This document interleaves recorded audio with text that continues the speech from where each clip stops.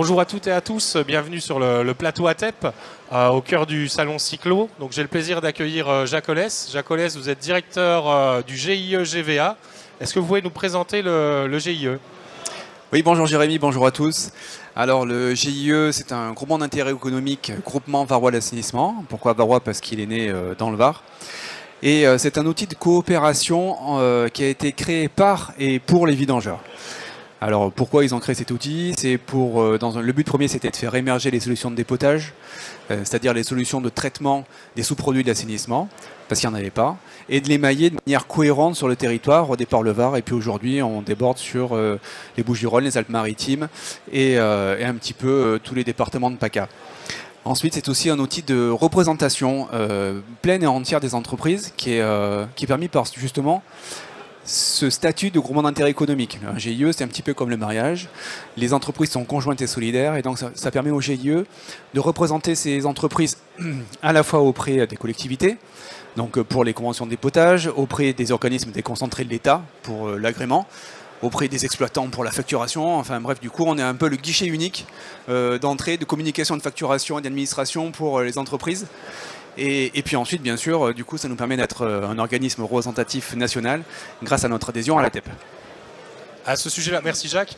À ce sujet-là, quelles ont été les motivations d'adhésion à l'ATEP de la part du GIE ? Alors, la plus grande motivation au début, c'est que l'ATEP était un syndicat filière.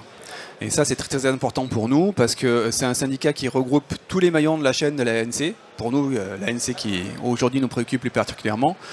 Et donc, on a à la fois les constructeurs, les bureaux d'études, les installateurs et les sociétés de services que je représente au sein de l'ATEP. Et ça permet une communication à la fois descendante et montante entre tous ces maillons qui avant ne se parlaient peu. Et donc, ça nous permet d'avoir à la fois des feedbacks terrain auprès de tous les maillons au-dessus, donc de dire ce qui ne fonctionne pas ou ce qui fonctionne bien.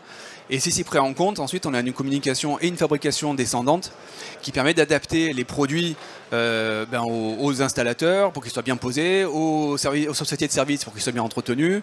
Enfin voilà, tous ces maillons communiquent et pour le coup c'est une grande avancée pour les ouvrages d'assainissement. Et ensuite, ce qui nous a aussi séduit au sein de l'ATEP, c'est que ça nous permet d'être un petit peu en amont des lois, c'est-à-dire d'avoir une vraie communication avec les ministères.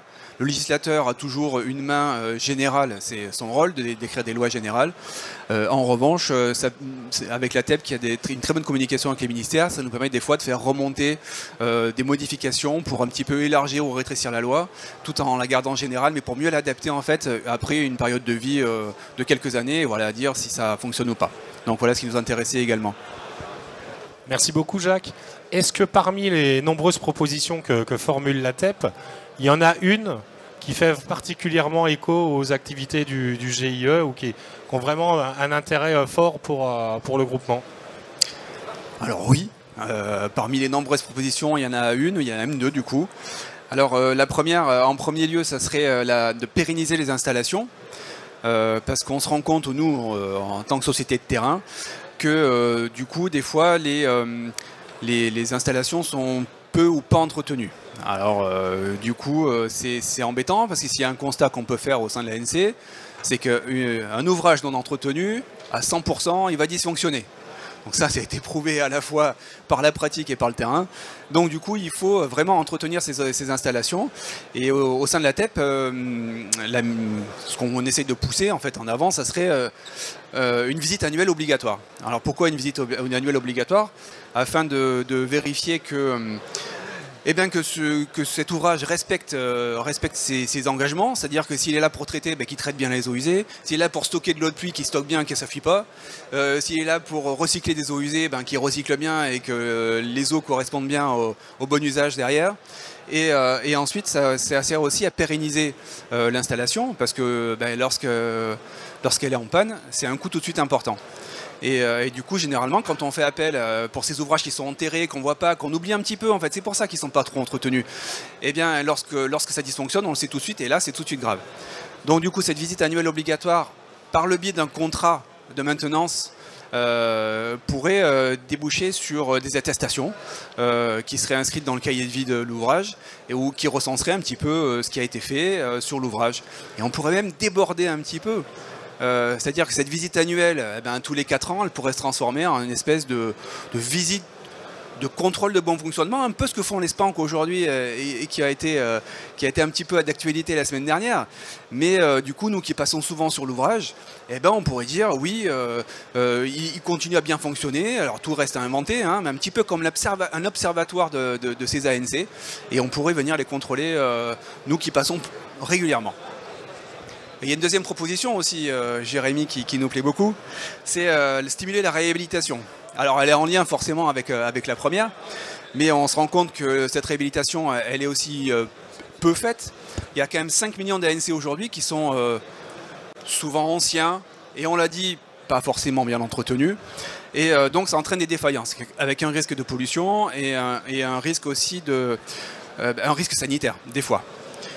Donc ces ouvrages d'ANC ont été les grands oubliés, vous serez d'accord avec moi pour dire, du plan haut, tant sur la réhabilitation que sur l'entretien. Et donc aujourd'hui on est face à des réhabilitations qui coûtent des fois 10 15 000 euros.